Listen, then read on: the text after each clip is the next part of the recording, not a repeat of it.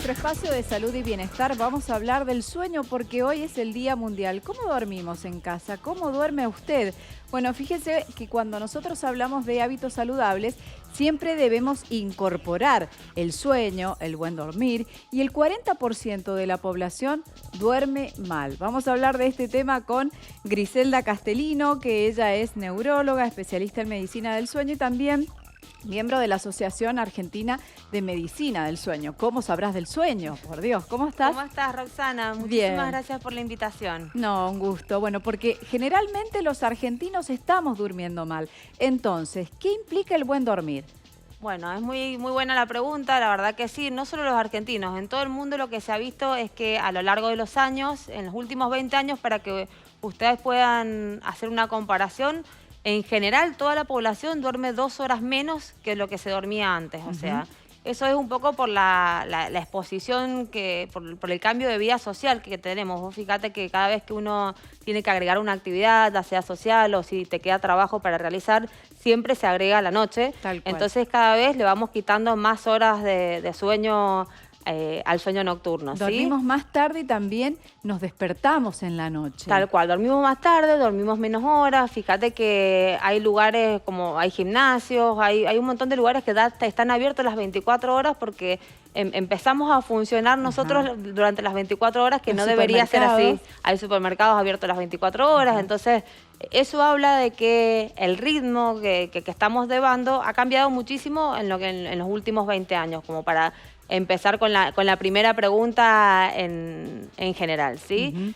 Esto que nosotros decimos, bueno, podemos tener inconvenientes transitorios del sueño y otra cosa ya es un trastorno del sueño. ¿Cuál es la diferencia entre una cosa u otra? Tal cual. Nosotros llamamos a un inconveniente transitorio cuando, por ejemplo, una persona tiene un mal descanso por una causa específica, después de una internación o por una situación de estrés, pero que no debería durar más de 15 días, 2 o 3 semanas, o cuando uno hace un desajuste en los horarios de sueño, si uno empieza a acostarse cada vez más tarde, no sé, los estudiantes, por ejemplo, que empiezan a estudiar de noche porque la casa está en silencio, se dan un montón de condiciones que por ahí durante el día en su casa, en ese medio social donde ellos están, no tienen un espacio dedicado exclusivamente para estudiar. Entonces hay muchos chicos que estudian en la facultad o en la secundaria de noche.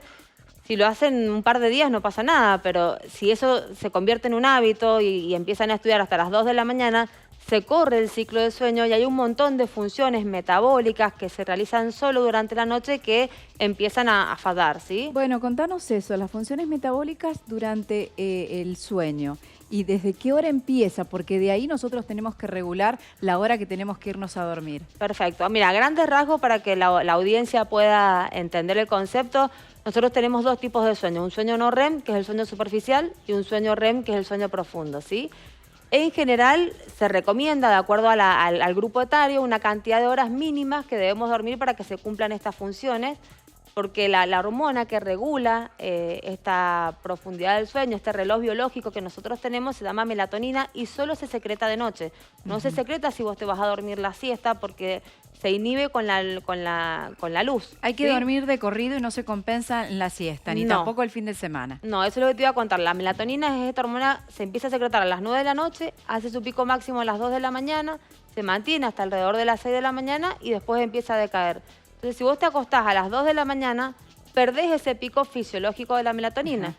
¿Y qué pasa en esa hora de la melatonina? ¿Qué funciones son las que cumple nuestro organismo? Bueno, nosotros cuando empezamos a dormir en las primeras etapas del sueño, nuestro organismo está muy parecido a cuando estamos despiertos. La frecuencia cardíaca, el tono muscular, la frecuencia respiratoria, la tensión arterial. A medida que el sueño transcurre, se van produciendo estos ciclos y cuando llegamos al sueño REM, hay un descenso entre un 10 y un 15% de todas esas funciones. Y hay una atonía muscular, o sea, estamos totalmente relajados.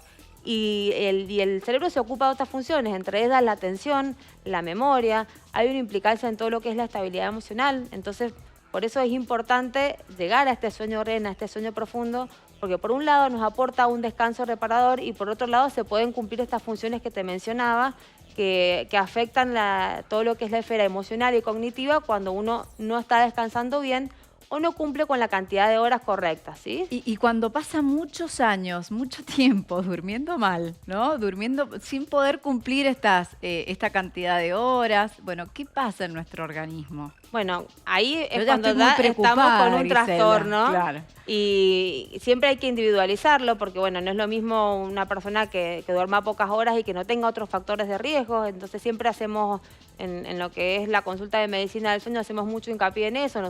Siempre nosotros tenemos un abordaje multidisciplinario. Yo no trabajo sola, trabajo siempre con equipos de médicos, con cardiólogos, otorrinos, psiquiatras, psicólogos.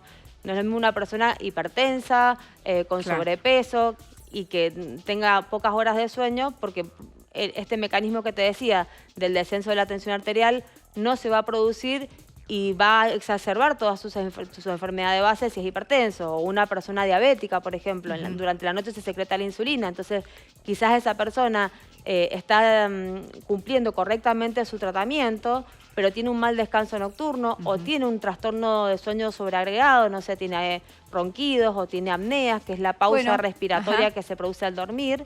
Y eso hace que este sueño no sea un sueño de buena calidad y no se terminen de cumplir todas estas funciones que mencionábamos. Bueno, ya que estás hablando de eso, veamos cuáles son las enfermedades asociadas o ligadas al mal dormir, ¿sí?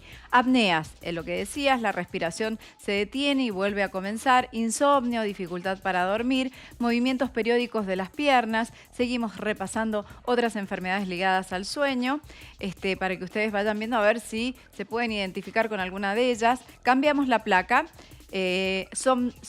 Sonambulismo, levantarse y caminar dormido, parálisis del sueño. Se está hablando mucho hoy por hoy de la parálisis del sueño, medio dormido y medio despierto. ¿Cuáles son las consultas cotidianas que tenés? Bueno, estas que vos mencionaste son las más frecuentes. Yo agrego a la placa el bruxismo, que muchas veces la gente no lo tiene incorporado como un trastorno del sueño. Y el bruxismo, que es el rechinar de los dientes, para el que no sabe específicamente qué es, cuando es un bruxismo severo, esa masticación se sigue produciendo durante la noche y lo que produce son microdespertares. Entonces hace que el sueño no pueda progresar hasta el sueño profundo y sea un sueño superficializado, ¿sí? Y te duele después toda esta parte. Entonces muchas veces... te contracturás. Hay que ver los efectos adversos del bruxismo, que a veces la gente no consulta por eso. O sea, consulta por insomnio, por ejemplo, porque se despierta varias veces en la noche. Yo siempre hago una comparación que me encanta, que les digo, el sueño REM es el sueño del adolescente, el que vos le pasás al chico la aspiradora al lado y no se despierta por nada del mundo. Qué suerte que tienen. Bueno, entonces, si vos te despertás, que no sé, porque ladró un perro afuera, porque se golpeó una ventana, tenés un sueño liviano, te querés te levantás al baño y no tenés ningún problema en la vía urinaria, no deberías despertarte en la noche, o sea... ¿Y cuántas horas debemos dormir? Digo, de acuerdo a cada grupo etario. Bien, en los adultos se recomienda entre 7 y 8 horas para poder cumplir todas estas funciones y sobre todo para poder levantarse con un nivel de atención y cognitivo adecuado. Hay excepciones a esta regla, la gente que realiza deportes de alto rendimiento, no más de alto rendimiento, o cuando estamos enfermos o las mujeres embarazadas, siempre se le agrega 1 hora más porque es mayor el consumo. En los adolescentes, fíjate que a medida que vamos bajando la edad, en los adolescentes se recomienda 1 hora más, 9 horas. En los niños en edad primaria se recomienda entre 9 y 10 horas. Esto es porque están en edad de crecimiento, tienen un mayor consumo que un adulto en cuanto a su físico. Y en los niños principalmente porque se secreta la hormona de crecimiento en la etapa N3 del sueño. Entonces necesitan descansar.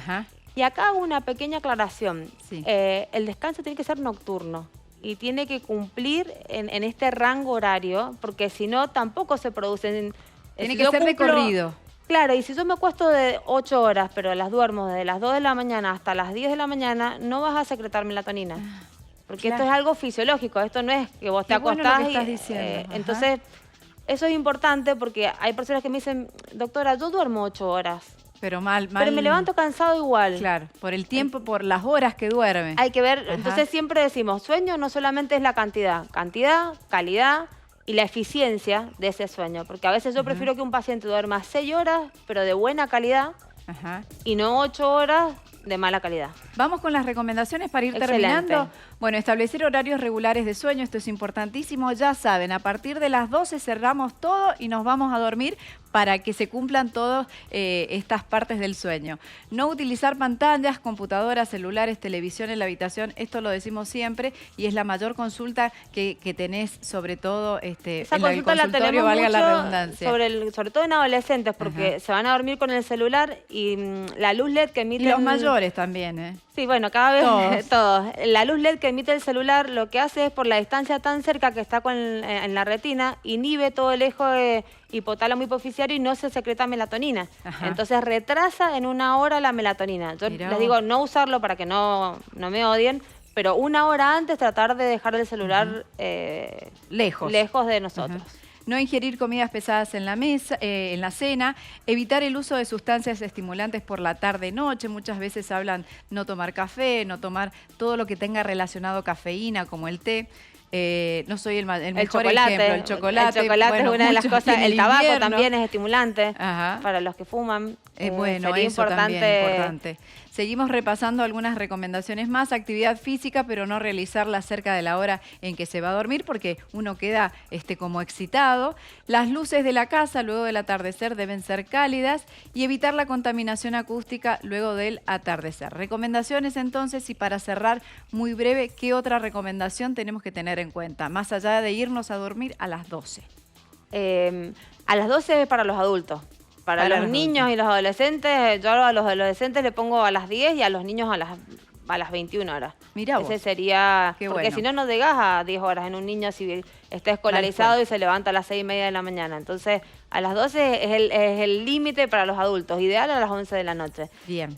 La otra recomendación que yo agregaría es que la cena tiene que ser una cena liviana, porque si vos haces una cena copiosa o con una comida pesada o una cena y vos te vas a acostar a los pocos minutos, no alcanzas a hacer la digestión y también eso puede alterar el inicio del sueño. Bien. ¿Sí? Bueno, sumamente útil. Bueno, la verdad muchas que gracias. Y preocupante para algunos. ¿Sí? Así que Bueno, a ocuparse, no a preocuparse, como Ocuparse. siempre lo digo, a ocuparse. Tal cual, a ocuparse. La idea de Bien. difundir en el Día Mundial del Sueño todas estas patologías es porque están subdiagnosticadas y es poder un poco informar a la audiencia Tomar para que conciencia. consulte y tomar conciencia de que se pueden tratar.